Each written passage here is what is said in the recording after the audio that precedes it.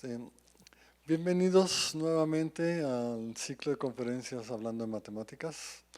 En este semestre empezamos nuestra charla con Alberto Saldaña, es investigador del Instituto de Matemáticas aquí en Ciudad de México. Su área de trabajo es ecuaciones en derivadas parciales, análisis en general, y le damos la bienvenida. Muchas gracias, muchas gracias. Agradezco a los organizadores. Es un placer para mí estar aquí, es un placer iniciar el ciclo de Hablando de Matemáticas de 2023. Y también es un gran gusto para mí venir a hablarles pues, de uno de mis temas favoritos, que es las ecuaciones diferenciales parciales y todo lo que está alrededor de ellas. Bueno, como verán, traté de ponerle un título llamativo, pero sí voy a tratar de hacerle justicia. Entonces vamos a hablar acerca de romance, de explosiones, de lobos, de bacterias, de simetrías, pero empecemos de una forma un poco más introductoria. Entonces, ¿qué son las ecuaciones diferenciales parciales? Pues las ecuaciones diferenciales parciales, a lo mejor algunos ya las han visto previamente en algún libro que hayan leído o en alguna clase, son un objeto matemático muy exitoso, está presente en muchísimas áreas, y la razón es porque capturan la esencia del cambio. Dentro de la derivada está la idea de una tasa de cambio, y todo lo que tenga que ver con cambio tiene una buena probabilidad de que se pueda modelar con ecuaciones diferenciales parciales si el cambio es continuo. Entonces, en particular las podemos encontrar en la física, en la química, en la biología, también en las ciencias sociales y en un montón de otras cosas que cambian.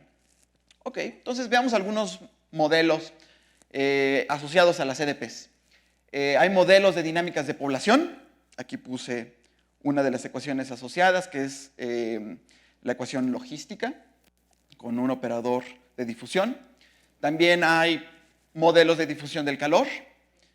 Hay modelos para burbujas de jabón. Hay modelos para movimiento celular. Estas son las ecuaciones de quimiotaxis.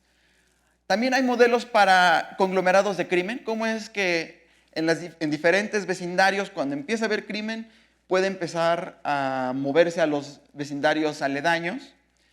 Y hay muchísimos otros más, ¿no? Hay modelos para agujeros negros, para electromagnetismo, para partículas fundamentales, para sanación de heridas, para estructuras galácticas, para un montón de cosas. Por cierto, si nos fijamos en todos estos modelos que he puesto, aparece este triangulito en varios lados, ¿verdad? El triangulito parece ser muy popular en este tipo de ecuaciones. Vamos a ver en un momento más quién es este triangulito y por qué es tan universal. ¿Por qué el mismo operador aparecería en modelos tan distintos? Bueno, pero es un buen momento para recordar una frase de un matemático que se llama Samuel Karlin, que nos decía: el propósito de los modelos matemáticos no es ajustarse a los datos, sino afinar las preguntas. Está muy bien que uno tenga un modelo de ecuaciones diferenciales parciales y que la predicción que hace de la realidad sea así de décimas, muy cercana, pero no es todo el punto, ¿no? El hecho de que un modelo se pueda aproximar muy bien a un fenómeno, pues nos permite hacer un montón de cosas, nos permite mandar cohetes a la Luna, a Marte, pero no se queda ahí nada más una interpretación de ecuaciones diferenciales parciales de un fenómeno. También es importante ver lo que sucede en la ecuación como si fuera un laboratorio matemático del fenómeno. Nosotros tomamos los principios que creemos que son los rectores del fenómeno, los traducimos a matemáticas y luego tratamos de ver en nuestro laboratorio de matemáticas cómo se interconexionan estos principios. ¿Qué ocurre? Y eso a veces nos puede servir, como dice Samuel Karlin, para afinar las preguntas. Ver si a lo mejor un principio era más importante que otro, si emerge algo, por ejemplo, simetría, de ciertos principios que a lo mejor en principio no tenían nada que ver con simetría o en un inicio no la veíamos. Muchos de los fenómenos emergentes quizás se pueden estudiar desde el punto de vista de las ecuaciones diferenciales parciales y del análisis de las soluciones. Bueno, entonces, vayamos a qué es una ecuación diferencial parcial, cómo la leemos, cómo la interpretamos. Y empecemos muy básico. Ecuaciones diferenciales parciales tendrán que ver con entender bien la noción de derivada. ¿Qué es una derivada? Pues aquí puse una de las primeras definiciones de derivada que uno ve en cursos de cálculo, en términos de un límite, pero para propósitos de la charla, para aterrizar la idea, lo que nos interesa de la derivada básicamente son estas dos palomitas de aquí. Una derivada es una tasa instantánea de cambio en el punto en el que yo estoy evaluando mi función. Y más importante aún, lo que nos va a interesar en esta charla es el signo de la derivada. Si la derivada en un punto es positivo, significa que en ese momento la cantidad que estuviera modelando U es creciente. Y si es negativa, pues es decreciente. Entonces U puede ser, por ejemplo, una densidad de población. En un punto significaría que la población está creciendo en ese momento. Si T fuera un tiempo, significaría que en ese momento en el tiempo la población está creciendo. Ok, entonces la derivada nos dice si las cosas están creciendo o decreciendo. Y eso es lo único que necesitamos para entender el inicio de la charla. Bueno, entonces utilicemos esta información sobre derivadas para aterrizar ya un principio en una ecuación. Por ejemplo, iniciemos con bacterias. Hay un principio que nos dice cómo crecen las bacterias, que es el siguiente. El número de nuevas bacterias por unidad de tiempo es proporcional al de la población actual. Si yo quisiera aterrizar esto en una ecuación diferencial, todavía no es parcial, porque no tenemos diferentes direcciones, ya llegaremos a lo que es una ecuación diferencial parcial. Esta es una ecuación diferencial ordinaria, que nada más tiene una derivada y una sola variable. Pero entonces estoy diciendo, el número de nuevas bacterias por unidad de tiempo es proporcional a la población actual. Se equivale a decir, la tasa de crecimiento es una constante multiplicada por la población actual. Y aquí también tengo una condición inicial que me dice cuál es la cantidad inicial de bacterias al tiempo cero. Bueno, ya interpretamos nuestro principio con ecuaciones, podemos resolver la ecuación y va a resultar que la única solución de este tipo de ecuaciones es una función exponencial. Las bacterias crecen exponencialmente. Y no solamente las bacterias, quizá ya hayan escuchado, ahora que fue todo lo de la pandemia, que se estaba empezando a diseminar exponencialmente, los casos crecen exponencialmente. Bueno, pues tiene que ver también un poco con la incorporación de este principio en las ecuaciones. Y, por ejemplo, las cianobacterias pueden duplicar su población 4 veces al día, ¿no? Sin embargo, pues las bacterias no pueden crecer indefinidamente exponencialmente. Siempre va a haber algún problema. Van a tener falta de espacio o falta de nutrientes, o van a haber desechos que se están acumulando. Por diferentes motivos, el crecimiento no puede ser sostenido, no puede ser exponencial para toda la vida. Entonces, una manera de incorporar esto en la ecuación sería poniéndole un término que llamamos de concentración, que ya nos vuelve la ecuación a una ecuación diferencial no lineal, porque aquí ya tenemos un cuadrado. Estos términos de concentración me sirven para decirle a la ecuación que uno puede empezar a crecer, pero después de cierto tiempo como que ya tienes que irte frenando, ¿no? Va a ser crecer más y más se vuelve difícil por la falta de comida, por ejemplo. Entonces, ¿qué nos dicen las imágenes que tenemos en esta diapositiva? Aquí grafiqué la función 10s menos s cuadrado. Así se ve la función 10s menos s cuadrado, que es lo que tendríamos aquí en el lado derecho cuando a es igual a 10. Entonces, que la tasa de crecimiento sea igual a esta función, ¿qué me estaría diciendo? Pues aquí me está diciendo, mira, para poblaciones iniciales pequeñas, pues vas a crecer muy bien, vas a crecer prácticamente lineal, o sea, estaríamos en el caso exponencial, porque ahí la u cuadrada es casi nada. Pero conforme la población vaya creciendo, puede ser que la tasa de crecimiento sigue siendo positiva, pero ya no es tan alta. Se va a ir haciendo chiquita, hasta que llega un punto en el que ya básicamente el crecimiento es cero, ¿no? Cuando llegamos aquí, eso nos dice que no vas a crecer. Y si por alguna razón pasaste ese punto, vas a empezar a decrecer, porque ahora tenemos tasas negativas, tasas de crecimiento negativas. Cuando sacamos la solución de esta ecuación, ocurre algo como lo que vemos aquí. Iniciamos creciendo exponencialmente. Conforme la población empieza a crecer, se empieza a frenar, y luego se estaciona, porque ya prácticamente no crece. Conforme se va acercando a este punto, lo que muestra la solución de la ecuación es que se estaciona. No va a seguir creciendo, pero tampoco decrece. Lo cual tampoco es muy razonable, ¿no? Porque como decimos, mientras más tiempo pase, de todos modos se va a ir acabando la comida. ¿Hay alguna manera de mostrarle, de decirle a la ecuación que la comida se está acabando? Pues va a tener que ver una de las maneras, porque hay muchas maneras, una de las maneras sería modificar este coeficiente de aquí. Esta es como la tasa de nacimiento, ¿no? La tasa que me dice qué tanto van a estar naciendo nuevas bacterias en función de la población actual. Entonces, ¿qué tal si la modificamos a algo que decrezca con el tiempo? Por ejemplo, le podemos dividir por un 1 más t. Cuando t se vuelva muy grandote, pues entonces esta tasa se va a ir prácticamente a 0. Si tomamos una solución de esta ecuación, pues se ve así. crece exponencial, se va frenando y después conforme el tiempo crece ya va decreciendo. Y esto ya es un modelo más realista que de hecho sí empata con varias observaciones de crecimientos de poblaciones de bacterias. Bueno, está muy bien, qué bueno que hay ecuaciones para modelar bacterias, pero ¿podrán las ecuaciones modelar amor y romance? Pues vamos a ver un modelo que nos dice cómo podríamos modelar amor y romance. Este modelo lo saqué de este paper de aquí, aunque ya hay varios papers que estudian este tipo de dinámicas. Love Affairs and Differential Equations, de Steven Strogatz. ¿Qué nos dice el modelo? Nos dice lo siguiente, vamos a modelar el amor entre Romeo y Julieta. R de t va a ser el amor, o lo contrario al amor, que podrá ser como incomodidad, odio. Así vamos a interpretar a R de t. El amor que siente Romeo por Julieta al tiempo t, si es positivo. Y J de t va a ser el amor que siente Julieta por Romeo al tiempo t. Bueno, eso es lo que modelan R y J. Y vamos a decir que su ley de evolución está dada por este sistema de ecuaciones. Ahora ya no tenemos una ecuación, tenemos dos ecuaciones. Y estos parámetros A, B, C y D me van a decir el estilo romántico de Romeo y de Julieta. Entonces vamos a ver las diferentes posibilidades dependiendo de los valores de estos parámetros.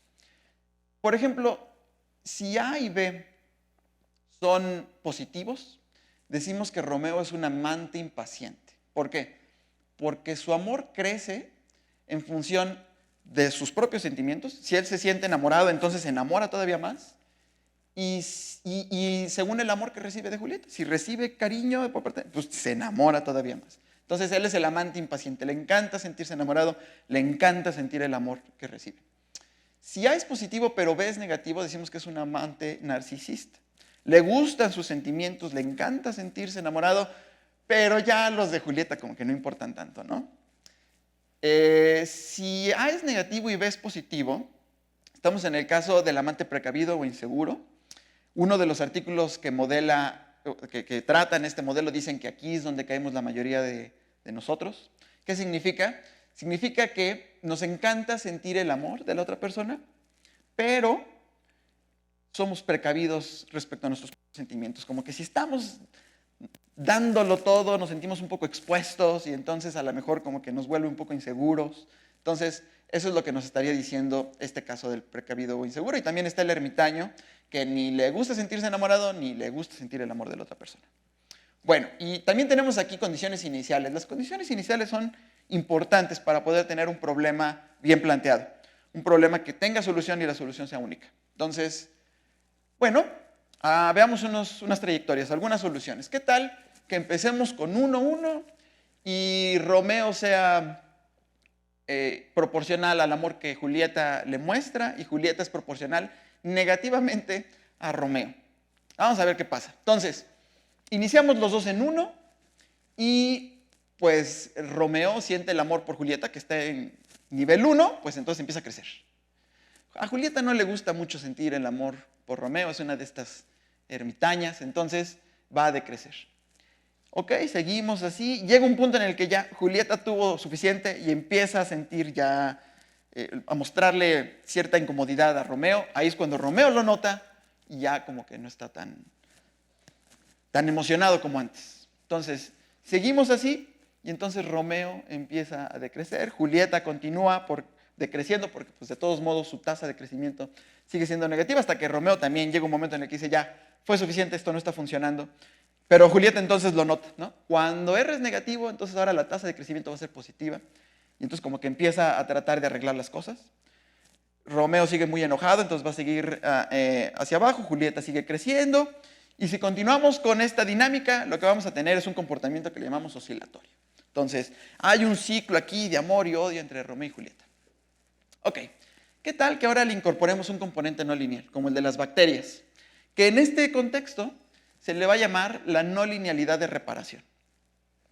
¿Qué significaría? Pues, por ejemplo, si la tasa de crecimiento del amor de Romeo fuera esta, que es más o menos la ecuación, la no linealidad logística, la que vimos para ecuaciones, me estaría diciendo, bueno, le gusta sentir el amor por Julieta, pero hay como una barrera natural, ¿no?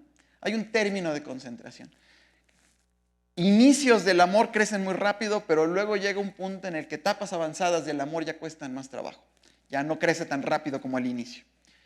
Y bueno, si ponemos el término de concentración en ambas ecuaciones, nos da un sistema así, de todos modos, oscilatorio, ¿no?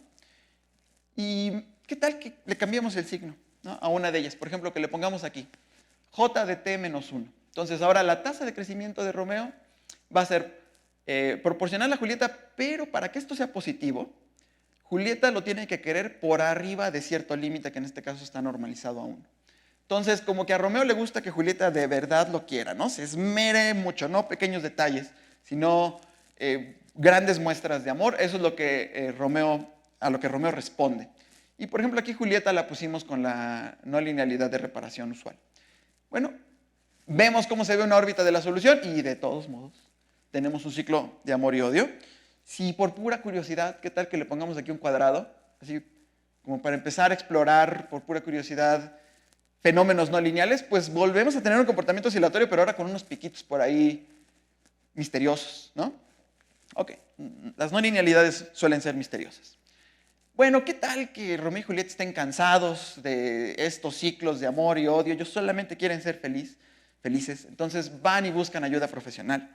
Y el psicólogo les dice, sí, yo entiendo sus problemas y los puedo ayudar, pero quiero hablar con ustedes por separado.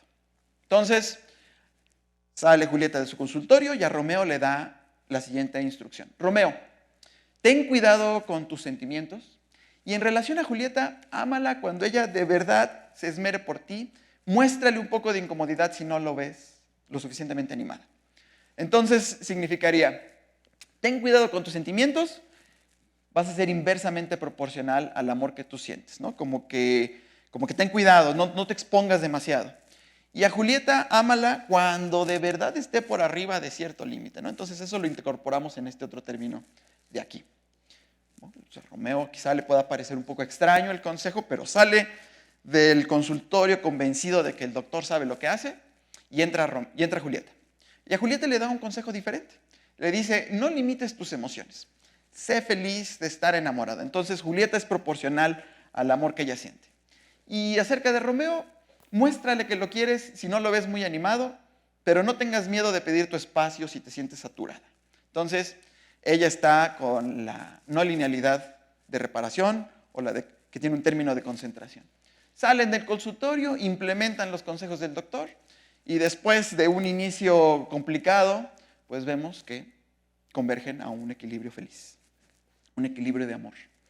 Entonces hemos visto ya las diferentes formas en las que un sistema de ecuaciones se puede comportar. Comportamientos oscilatorios, con piquito, acoplados, desacoplados, convergentes. Tal que ahora utilicemos lo que hemos aprendido sobre leer derivadas y leer sistemas a un modelo de un artículo publicado, que en este caso es de democracia, ¿no? Yo nada más busqué en Google democracia, ecuaciones diferenciales parciales, o ecuaciones diferenciales, y me apareció este artículo.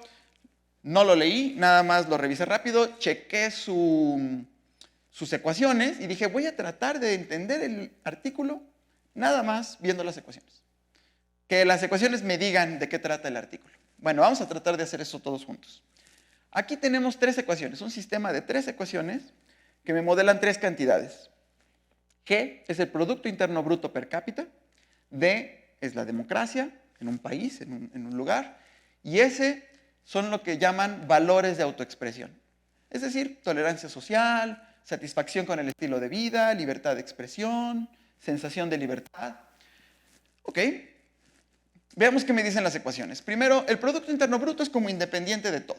Si hay democracia, si no hay democracia, si hay valores de autoexpresión, no importa, va a crecer siempre y cuando iniciemos abajo de 1. Aquí hay varias constantes que están normalizadas, entonces está normalizado a 1.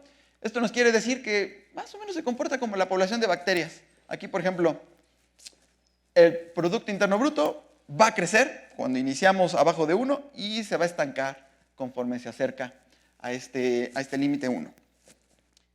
Luego viene la ecuación de los valores de autoexpresión.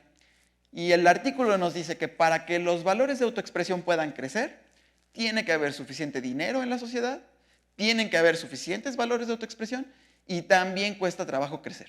Al inicio podemos crecer bien, pero conforme nos acercamos a 1, va a costar más trabajo. Entonces aquí tenemos, por ejemplo, los valores de autoexpresión. Conforme hubo más dinero, conforme hubieron más valores de autoexpresión, como que lograron desarrollarse más. Y la última ecuación, la de la democracia, que es la más complicada de las 3. Vamos a ver qué nos dice el artículo que necesita la democracia para poder desarrollarse. Entonces, la democracia nos dice, es proporcional a los valores de autoexpresión. Tiene que haber libertad de prensa para que pueda haber democracia. Aquí también tenemos otro término que nos dice lo mismo. Si no hay suficientes valores de autoexpresión, la democracia no se puede desarrollar. Es un nuevo límite natural para la democracia, un límite dinámico. Ya no es como el 1 aquí que está fijo. Este va creciendo y conforme este crezca, la democracia se puede desarrollar. También hay este otro término, que es un término polémico, porque nos dice que la democracia no se refuerza a sí misma. No porque haya más democracia, ya automáticamente eso significa que siempre va a haber democracia. Y hay varios ejemplos en la historia que nos dicen que esto tiene sentido, ¿no? Hay muchos gobiernos que fueron muy democráticos y eso dio lugar a gobiernos antidemocráticos en varios lugares del mundo. Entonces, eso es lo que nos dice esta parte de la ecuación. Y finalmente tenemos este término como de concentración que nos dice que etapas tempranas de la democracia permiten un desarrollo rápido, mientras que etapas más avanzadas ya cuestan más trabajo. Y entonces aquí, ¿cómo evolucionó la democracia para estas condiciones iniciales arbitrarias? Pues, primero no se pudo desarrollar mucho, no habían suficientes valores de autoexpresión, la prensa estaba reprimida. Entonces bajó, pero conforme fueron creciendo, pues la democracia se pudo empezar a desarrollar, ¿no?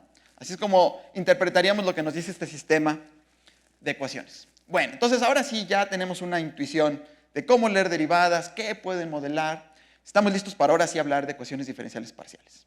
Para eso vamos a meter una nueva dimensión, ya no van a ser problemas unidimensionales, es decir, ya no es solamente el tiempo, va a haber tiempo y espacio, y vamos a tener también más derivadas. Acuérdense de este triangulito.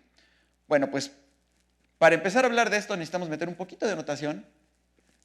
Vamos a denotar por SR de X al círculo de radio R centrado en X en un plano, ¿sale? Entonces aquí tenemos un plano real, tenemos un punto, una coordenada X1, X2, ahí hacemos un circulito de radio R y al circulito, a la parte azul, le vamos a llamar SR de X. ¿Quién es el laplaciano? El que aparecía en todos estos modelos que vimos al inicio de la charla. Pues el laplaciano es un operador un poco así a primera vista, quizá misterioso. Tiene que ver con segundas derivadas y con la suma de las segundas derivadas en dirección X1 y X2. No tiene derivadas mixtas como derivada de X1 y X2, no, nada más X1, X1 más X2, X2 de U. ¿Qué es la segunda derivada? Pues la derivada de la derivada, ¿verdad? ¿Y por qué este operador sería importante? ¿Por qué aparecería en todos estos modelos? ¿Qué modela? Bueno, para entender, para empezar a tener un poco de intuición del operador laplaciano, hablemos de una propiedad que lo define, que se llama la propiedad de valor medio. La propiedad de valor medio que cumple el laplaciano nos dice lo siguiente. Si hay un punto xt, ¿no? X lo estamos pensando como un punto en el plano y t es una variable que la podemos interpretar después como el tiempo. Entonces vamos a estar modelando problemas de evolución. Si para un punto x y t el laplaciano es positivo, entonces u está por debajo de la integral promediada en la esfera de radio R centrada en X de U. Ahorita vamos a ver qué significa esto. Pero básicamente quiere decir que en promedio U está por debajo de los valores de sus vecinos. Aquí lo puse. Si el laplaciano de U es positivo en X, entonces los valores de U alrededor de X están en promedio por arriba de U, del valor de U evaluado en X al tiempo t. Cosa contraria, si el laplaciano es negativo, entonces tenemos la desigualdad contraria. Es decir, los valores de U alrededor de X están en promedio por debajo de U. Vamos a ver un ejemplo. Si yo me fijo en esta función de aquí, U, X1, X2 es un paraboloide que crece hacia abajo. Bueno, pues yo le tomo dos derivadas respecto a X1, me va a dar un menos 2. Le tomo una derivada respecto a X2, me va a dar otro menos 2. Esta es una constante, desaparece cuando tomo derivadas. Lo sumo, me va a dar un menos 4, que es negativo en todo Rn. Entonces, lo que me dice la propiedad de valor medio es que U, aquí tengo, cuando el laplaciano es negativo, U está, los valores alrededor están por debajo de U. Vamos a ver si sí es cierto. Pues en el máximo, por ejemplo, es muy obvio, ¿verdad? Este está por arriba que el promedio de todos sus vecinos. Pero si yo me fijo en cualquier otro punto y me fijo en el circulito alrededor de este punto de radio R, pues así más o menos como ojo sí se ve, ¿no? Como que hay algunos que están por arriba y hay otros que están por abajo, y cuando yo promedie todos los valores, lo que voy a obtener es un valor por debajo a este de aquí. Ok, ¿para qué me sirven las propiedades de valor medio? ¿Qué significa esto? Pues, por ejemplo, aterrizamos otro principio físico, el principio de difusión del calor. Cuando un objeto está a una temperatura distinta a la de su entorno, el calor fluye de modo que el objeto y su entorno alcanzan la misma temperatura. Que es otra manera de decir, si hay algo muy caliente, pues eso va a calentar el cuarto. O si yo estaba muy calientito en mi casa, salgo al frío, pues yo me voy a enfriar, ¿verdad? El calor fluye, siempre busca una especie como de equilibrio térmico. ¿Será que el laplaciano me puede ayudar a incorporar esto en una expresión matemática? Pues resulta que sí. Acuérdense que uno de los modelos que vimos al inicio era el de difusión del calor. Entonces, vamos a ver que esta ecuación incorpora este principio. Vamos a ver, pues como esto es igual a 0, yo puedo pasar el laplaciano del lado derecho. Y entonces, ¿qué leo? Si el laplaciano es negativo, es cuando la tasa de crecimiento de U, que nos va a estar modelando la temperatura en el punto X al tiempo T, la temperatura va a bajar. ¿Y por qué va a bajar la temperatura? Pues porque como el laplaciano es negativo, sus vecinos están en promedio más fríos que U. Entonces lo están enfriando, ¿verdad? El calor que tenía U se está disipando hacia los vecinos que le absorbieron el calor. Entonces, al menos en este caso sí parece estar incorporando este principio. ¿Qué tal el caso contrario? Si el laplaciano es positivo, esperamos que la tasa de calor aumente, la temperatura en el punto X al tiempo T aumente. ¿Y esto por qué? Pues porque los vecinos están calentando a U. En promedio, los que están alrededor estaban más calientes y entonces calentaron al punto en el centro. Perfecto. Entonces, sí es una buena manera de representar este principio. Y nos dice algo de laplaciano. Los modelos que incorporan en laplaciano les decimos modelos difusivos, porque lo que ocurre en un punto siempre está en conexión con lo que está pasando en sus vecinos, ¿no? Como que les gusta mucho ver alrededor qué es lo que está pasando y ponerse de acuerdo con ellos. Entonces, estos son modelos difusivos y los procesos de difusión son universales. Como vimos al inicio, aparecen en un montón de modelos.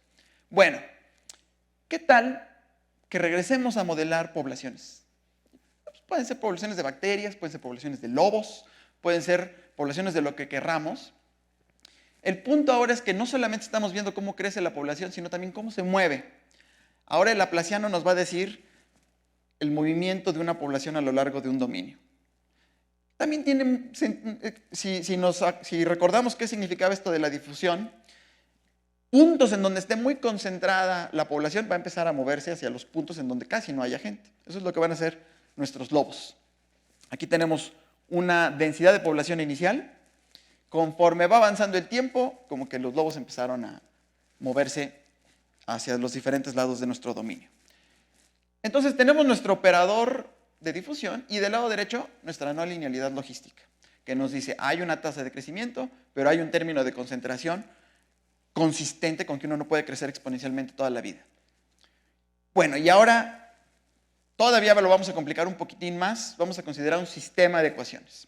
Dos ecuaciones que nos modelan la densidad de dos poblaciones. U es una densidad de una población, V es una densidad de dos poblaciones, se mueven, tienen tasas de crecimiento y tienen términos de concentración, pero ahora hay un término nuevo que nos está diciendo cómo se acoplan.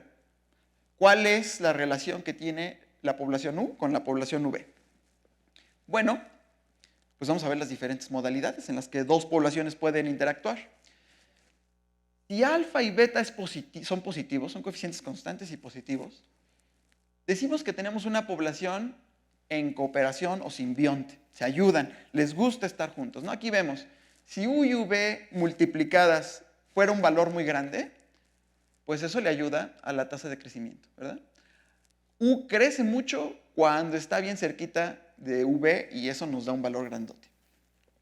Caso contrario, bueno, mismo caso para V, si alfa y beta son positivos, pues a V también le gusta estar cerca de U. Entonces interpretamos como que son poblaciones simbiontes, como anémonas y peces payaso. ¿Qué tal que ahora los dos sean negativos? Entonces ahora sí es el caso contrario. A U no le gusta estar cerca de V. Se están peleando. Se pelean por recursos, se pelean por espacio, se pelean porque se caen mal. Bueno, pues eso es lo que nos representa el alfa negativo. El beta negativo pues hace lo mismo para V. Entonces ellos van a buscar separarse, buscarse sus propios nichos, verse lo menos posible y así cada quien por su lado. Y tenemos el otro caso, alfa positivo y beta negativo, que decimos que es el caso de depredador-presa, donde a U sí le gusta mucho estar cerca de V, porque se la come, pero a V no le gusta, pues porque está siendo depredada. Muy bien. Entonces, tenemos tres diferentes escenarios.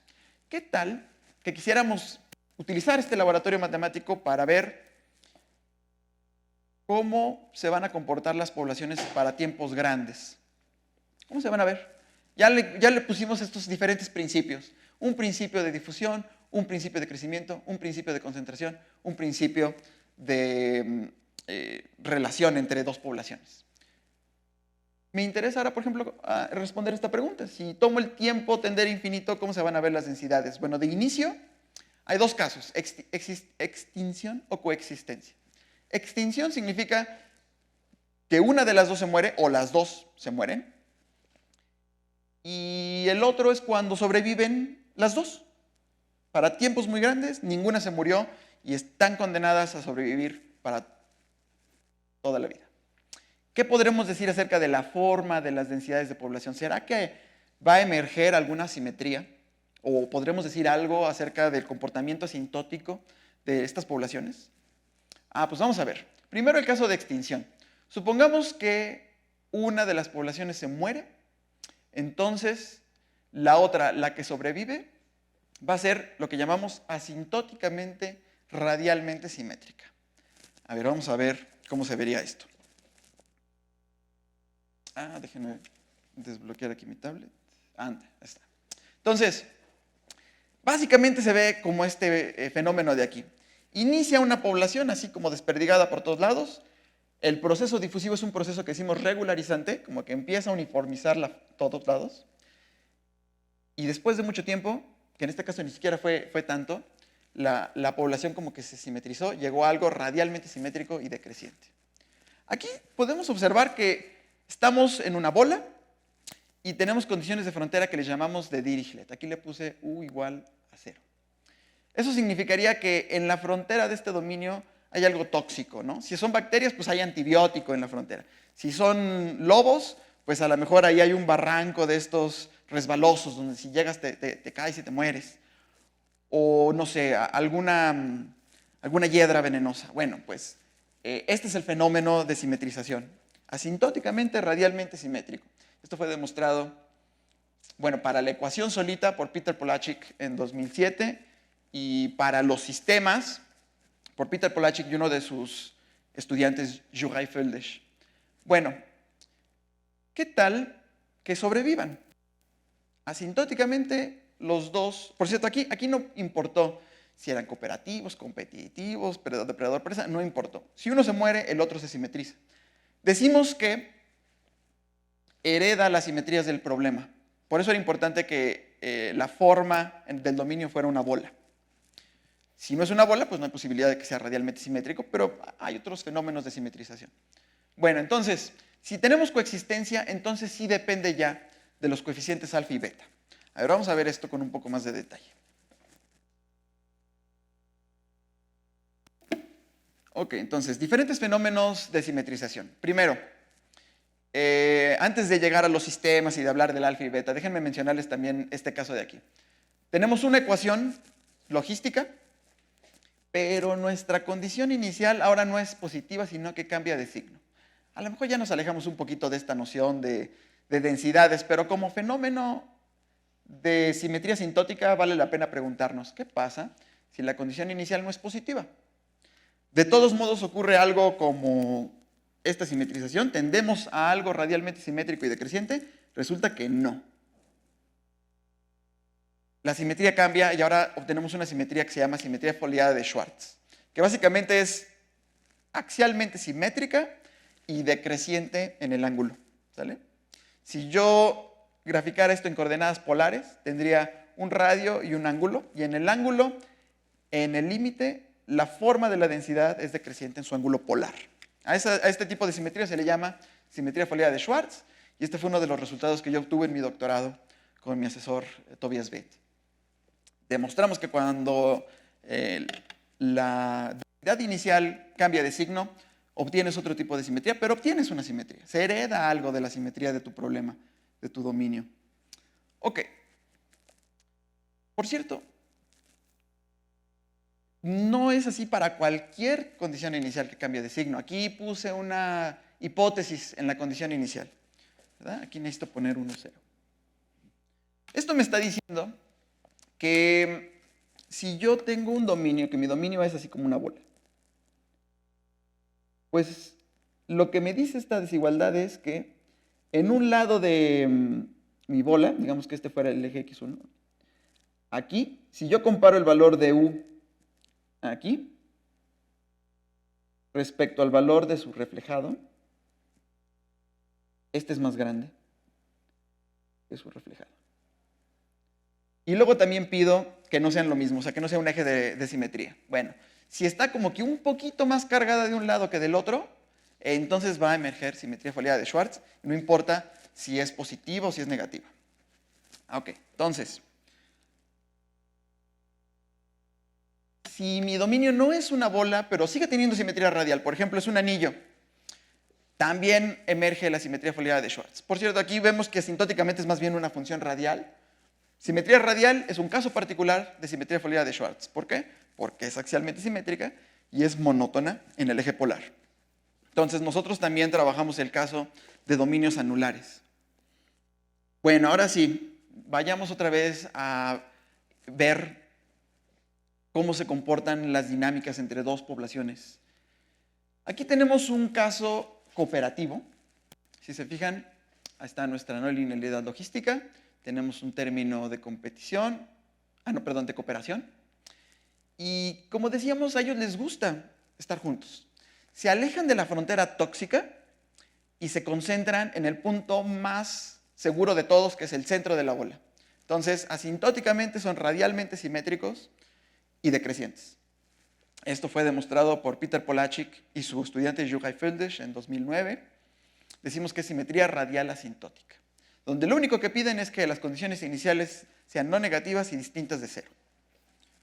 Por cierto, esta simulación sí es de verdad la solución de este problema y está hecha con matemática. Bueno, ¿qué tal el caso de competencia? Donde no les gusta convivir. Entonces, tenemos dos poblaciones de lobos que están peleando por comida, por espacio, por nichos, y entonces inician así como que esparcidos por todos lados, pero después se segregan y cada quien se va por su lado, ¿no? Decimos que asintóticamente son foliados de Schwartz porque, si se fijan, pues los dos son simétricos respecto a un eje, respecto a puntos antipodales, y los dos son decrecientes en el ángulo polar. Bueno, ¿qué tal el caso de depredador-presa? Pues este es un caso que no se conoce, es un problema abierto. No se sabe si asintóticamente va a haber alguna simetría o no, bajo qué condiciones, bajo qué hipótesis en los lados derechos o en las condiciones iniciales. Los métodos que se utilizaron para los otros casos, el cooperativo y el competitivo, ya no se aplican aquí. Se rompe el esquema, ya no funcionan. Entonces, pues vamos a ver numéricamente qué observamos. En una bola vemos que el depredador y la presa como que luchan un poquito, aunque después parece como que sí se estabiliza. Vamos a ver en el caso de un anillo, ahí es un poquito más claro la lucha entre estas dos poblaciones. Ahí tenemos un anillo.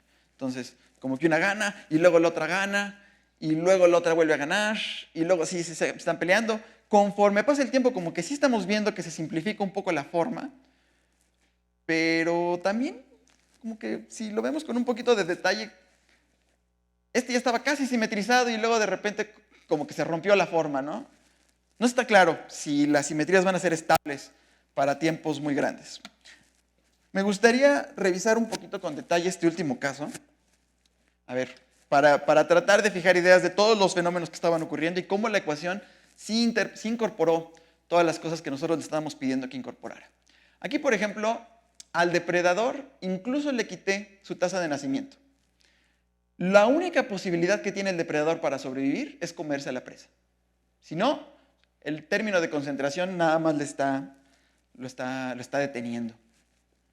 La presa tiene una gran tasa de crecimiento. Ella sí, si estuviera solita, crecería muy bien. Tiene su término de concentración, como todas las poblaciones deben tener.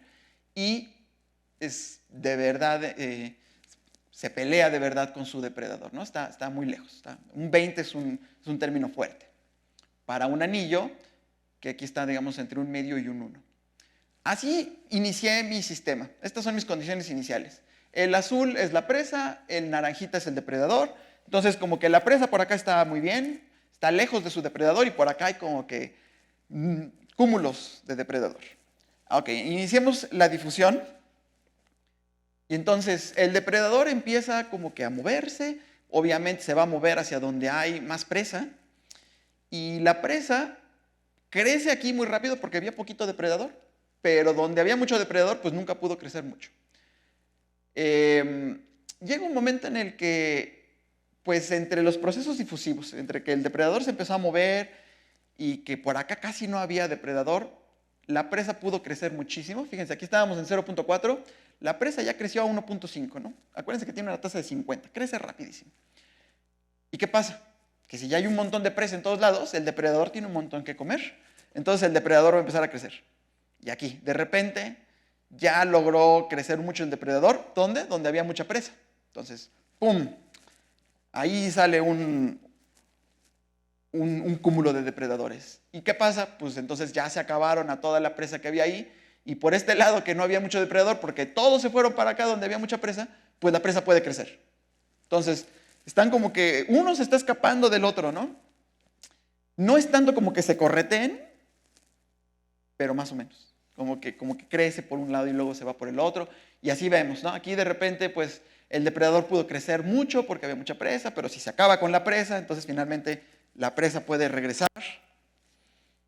Y si seguimos con este proceso, si estamos viendo como que sí se van un poco suavizando, parece que sí se están simetrizando. Esto es muy diferente a los piquitos iniciales con los que inició el proceso de evolución. Llega un punto en el que prácticamente son iguales. Y luego ocurre una cosa extraña. La aproximación numérica me dice como que encuentran una especie de equilibrio. Como que ya para tiempos grandes esta parece ser una configuración estable del sistema que sí parece ser radialmente simétrica. ¿Es esto una indicación de que se simetrizan siempre? ¿O quizá le dimos de verdad al caso en el que había simetría, pero que en general, si uno le perturba un poquito los coeficientes, a lo mejor si aquí le permito algo que dependa del tiempo o algo así, quizá ya se rompa la simetría? No se sabe, todavía no hay prueba, es un problema abierto. Y esta aproximación numérica al menos nos dice que hay esperanza. Hay esperanza de que sí haya una especie de fenómeno de simetrización, pero que requiere nuevas ideas, requiere nuevas pruebas. Eso es todo lo que yo quería platicarles. Muchas gracias.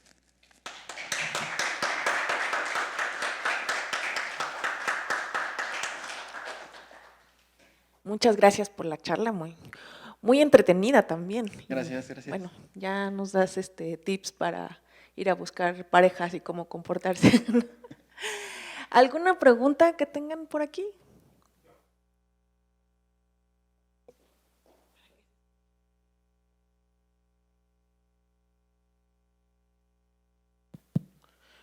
Buenos días a todos.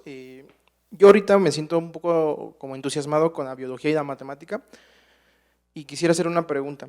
¿Hay ecuaciones o hay modelos matemáticos que puedan modelar cómo crece el cáncer Y en caso de haber dos, yo noté que usted mencionó mucho como que el dominio es simétrico, como que son cuadrados, son círculos y donas, bueno, pero anillos.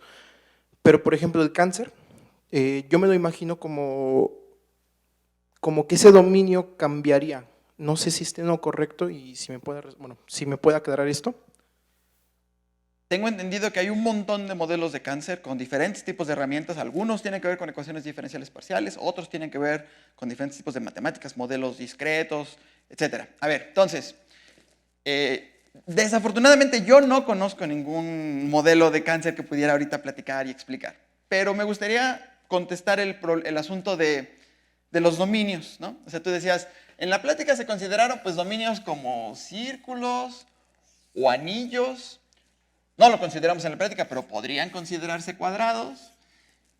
Lo que nos dirían estos resultados analíticos, que tienen su demostración y se maneja la no linealidad, no son métodos sencillos. Se hacen artículos enteros en poder desarrollar los métodos que me garantizan que la simetría del dominio se hereda a su solución. Uno podría decir, bueno, en el cerebro, pues no voy a tener un dominio tan simétrico. ¿Será que ya esto ya no sirvió para nada? Yo digo que sí sirve, y el asunto está un poco en entender la relación que hay entre la solución, el operador y las simetrías del dominio. Cuando tú puedes decir, bueno, si el dominio es así súper simétrico, esto se hereda a tu solución.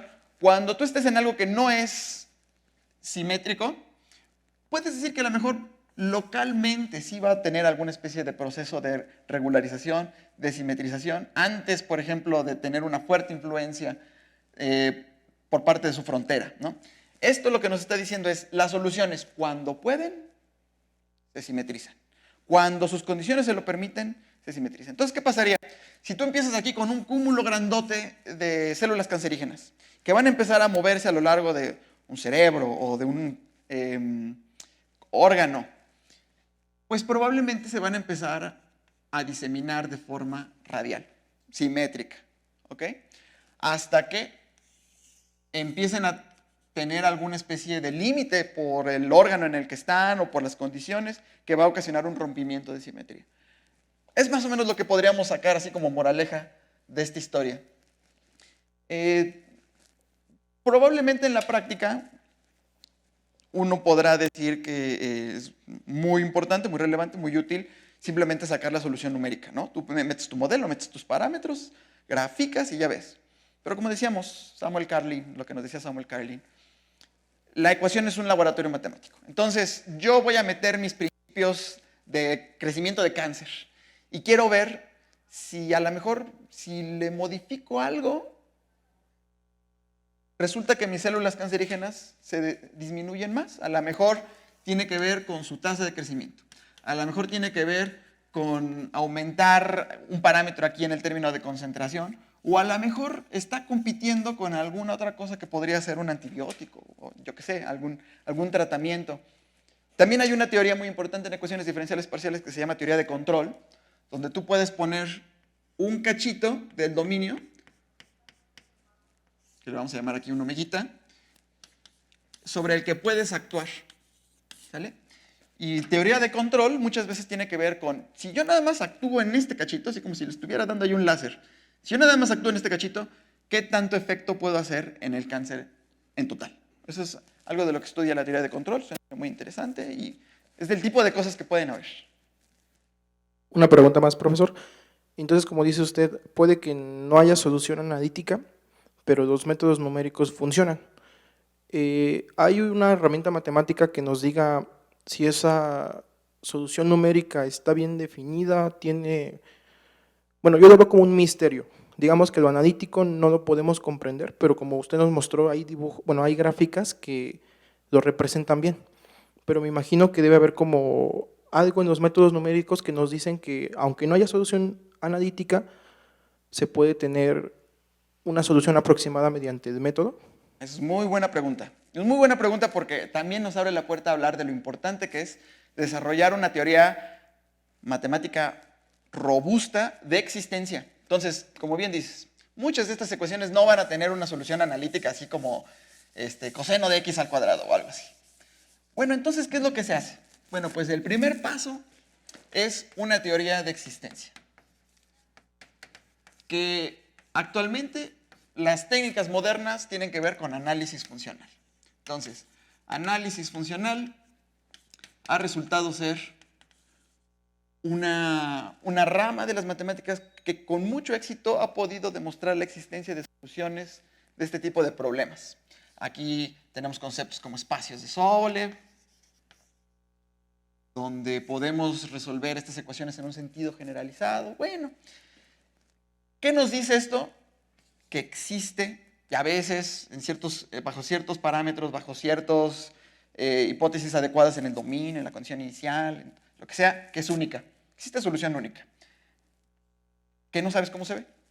Entonces dices, bueno, pero la aproximo numéricamente. Entonces, por ejemplo, la aproximación numérica. Para la aproximación numérica hay diferentes mecanismos, algoritmos. Por ejemplo, uno muy famoso es el método de elementos finitos. El método de elementos finitos utiliza la manera en la que se construye a la solución débil, saca algo de esta teoría de análisis funcional y de soluciones débiles para encontrar una aproximación numérica. Y una vez que ya la encuentras, esto no tendría ningún sentido si no puedes decir, pues, qué tan lejos está de la solución teórica, la que ya sabes que existe y que además es única. Necesitas acotar el error. Entonces, esto se le llama cota del error. Entonces, en la cota del error, básicamente hay varias maneras de hacerlo, pero una es, te tomas la norma de tu espacio de Sobolev y comparas a tu solución teórica con tu solución aproximada.